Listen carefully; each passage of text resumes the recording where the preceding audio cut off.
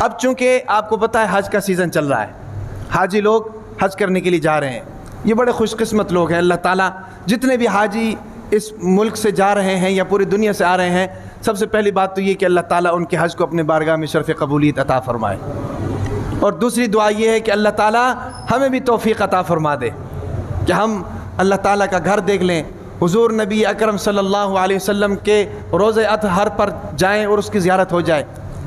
بہرحال یہ جو حاجی جا رہے ہیں نا جی، حاجی، ان سے میری گزارش ہے انتہائی مؤدبانہ، اگر آپ حضرات میں سے بھی کوئی جا رہے ہیں، ہمارا جانے کا مقصد یہ ہوتا ہے کہ ہم اللہ تعالیٰ کے قریب ہو جائیں، اللہ کا قرب ہمیں مل جائے۔ یاد رکھیں، خانہ کعبہ وہ مقام ہے جہاں پر ہمیشہ نور کی برسات ہے، جہاں پر ہمیشہ برکتوں کی برسات ہے، جہاں پر ہمیشہ رحمت کی برسات ہے، جہاں پر صرف ہاتھ اٹھانے کی دیر ہوتی ہے ادھر سے قبولیت ہو جاتی ہے۔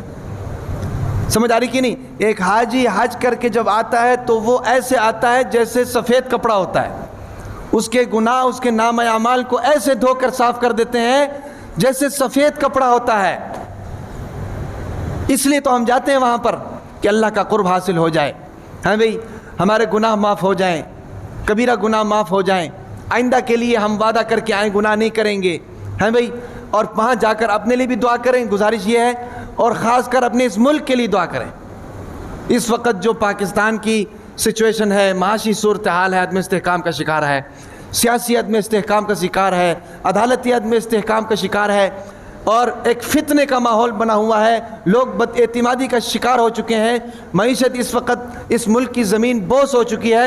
تو گزارش یہ ہے کہ اپنے لیے تو دعا کریں، ساتھ میں اپنے اس ملک کے لیے دعا کریں۔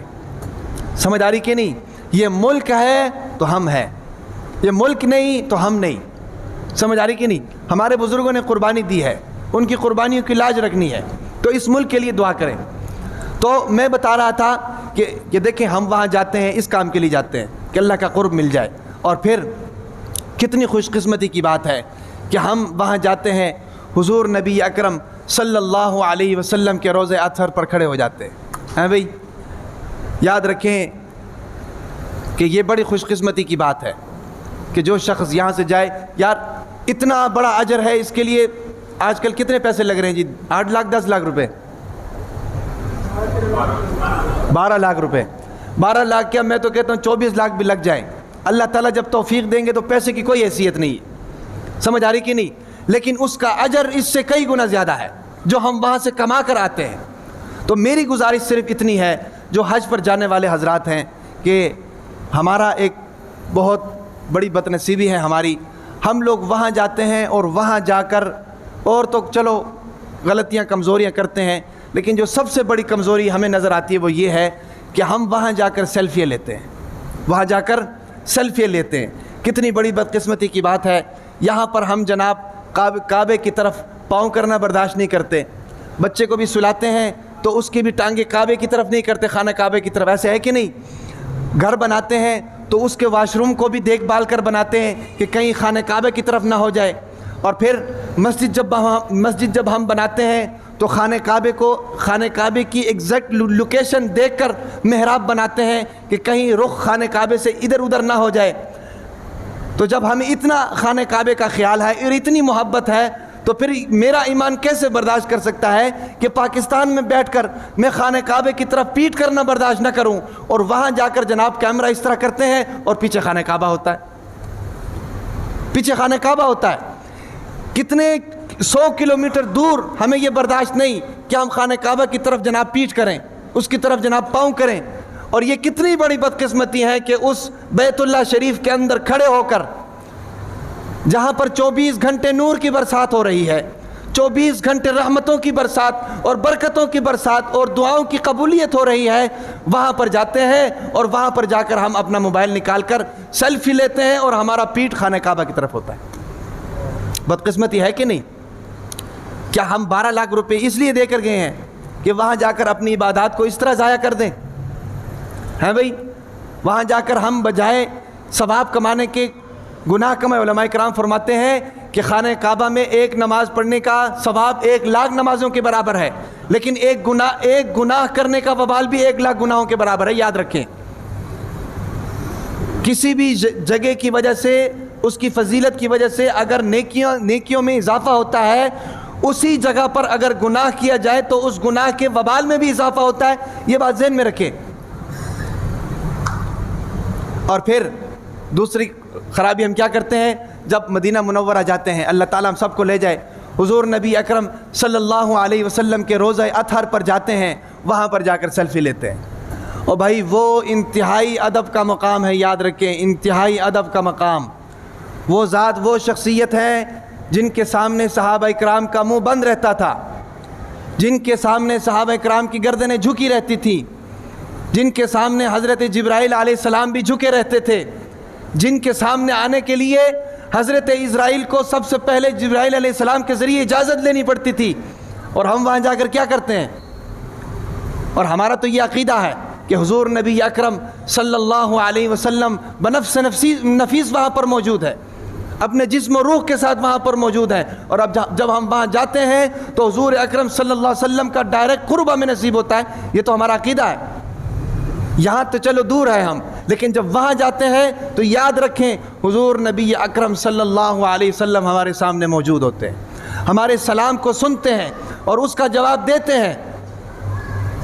تو آپ اس تصور کو ذہن میں رکھا کریں کہ 1400 سال پہلے جو قرب صحابہ اکرام کو ملی تھی حضور نبی اکرم صلی اللہ علیہ وسلم کی طرف، جتنا قریب وہ گئے تھے، ہم یہاں سے جا کر اتنا قریب جاتے ہیں اور وہاں جا کر بھی ہمارا حال یہ ہے کہ ہم سیلفیاں لیتے ہیں. آپ اندازہ کریں، وقت بھی ضائع، 12 لاکھ روپے دے کر گئے ہیں وہ بھی ضائع، اور نیکیاں بھی نہیں ملی، الٹا گناہوں کا بوجھ لاد کر لے آئے. ایک تو ہمارے پاکستانیوں کی یہ بڑی بدقسمتی ہے کہ ہم ہر کام میں خود نمائی کرتے ہیں، ہر کام میں ریاکاری کرتے ہیں. یار یہاں سے حج کرنے کے لیے جاتے ہیں، پورا ٹبر ساتھ لے کر جا رہے ہیں، وہاں سے حج کر کے آ رہے ہیں، پورا محلہ اس کو ریسیو کرنے جا رہا ہے. بھائی جب آپ اللہ کے قرب کے لیے گئے ہو، آپ نیکی کے لیے، ہمارا ایک ساتھی یہاں پر اعتکاف بیٹھتا ہے، چپ کر کے آتا ہے، اعتکاف کر کے چپ کر کے چلا جاتا ہے. بھائی جب کام کیا ہی اللہ کے لیے ہے تو پھر پورے محلے کو بلانا ضروری ہے؟ جب پورا محلہ لے کر جانا ضروری ہے؟ یہ تو خود نمائی ہے، اس کو تو ریاکاری کہتے ہیں. سمجھ آ رہی کہ نہیں؟ اور پھر اللہ تعالیٰ نے کیا فرمایا؟ وَمَن يُرِدْ فِيهِ بِإِلْحَادٍ بِظُلْمٍ نُذِقْهُ مِنْ عَذَابٍ أَلِيمٍ. اللہ تعالیٰ نے فرمایا کہ جو شخص اس بیت اللہ کے اندر آ کر بت پرستی کرتا ہے، چلو بت پرستی تو اب نہیں ہوتی، اور جو شخص اس بیت اللہ کے اندر آ کر ظلم کرتا ہے، اللہ تعالیٰ نے فرمایا کہ نُذِقْهُ مِنْ عَذَابٍ أَلِيمٍ، اس کو ہم دردناک عذاب کا مزہ چکھائیں گے. اور یہ ظلم نہیں تو اور کیا؟ ظلم اور کسے کہتے ہیں؟ ہم یہ سمجھتے ہیں کہ ظلم اسے کہتے ہیں کسی کمزور کو تھپڑ مار دیا، کسی کی گردن اتار دی، اس کو ظلم اس کو نہیں کہتے. ہر قسم کا گناہ یاد رکھیں جو اللہ تبارک و تعالیٰ کے لیے کیا جائے، ہر قسم کا گناہ ظلم کے اندر شامل ہے. چاہے وہ گناہ چھوٹا ہے چاہے وہ گناہ بڑا ہے، وہ ظلم کے اندر شامل ہے.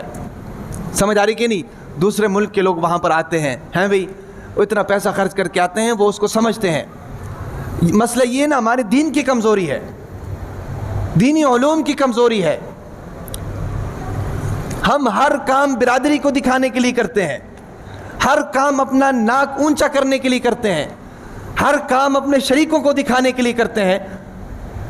تو پھر اس کا ثواب کیسے ہوگا؟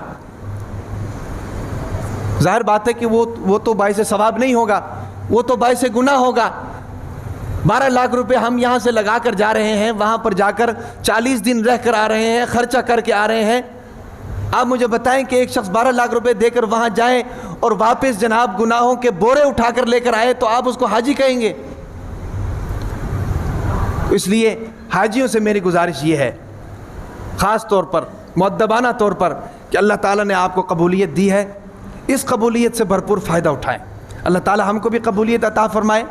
لیکن آپ کو اللہ تعالیٰ نے قبولیت دی ہے، آپ حج کو جا رہے ہیں، بھئی زبان پر یہ کلمہ ہونا چاہیے، لبیک اللہم لبیک، یا اللہ میں حاضر ہوں، سب کچھ چھوڑ چھاڑ کے آ گیا ہوں، 2 چادریں لے کر آ گیا ہوں، اگر زندہ رہا تو لے جاؤں گا، اگر مر گیا تو اسی کفن میں کفنا کر دفنا دیا جاؤں گا.